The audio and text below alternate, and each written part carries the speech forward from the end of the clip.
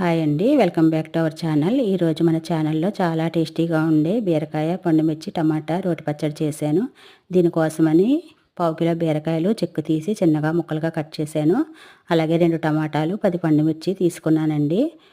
స్పైసీగా తినేవాళ్ళు కొన్ని యాడ్ చేసుకోండి. స్టవ్ వెలిగించి పాన్ పెట్టి ఆయిల్ వేసి పోపులు, పండుమిర్చి ముక్కలు, అలాగే బీరకాయ ముక్కలు, టమాటా ముక్కలు కూడా వేసి కొంచెం చింతపండు, టేస్ట్కి సరిపడగా సాల్ట్ వేసి బాగా ఫ్రై చేసుకోవాలి. చల్లారిన తర్వాత రోట్లో వేసి కచ్చాబచ్చాగా దంచుకోవాలండి. లాస్ట్లో వెల్లుల్లిపాయలు కూడా వేసి కొంచెం దంచి బౌల్లో తీసుకోవాలి.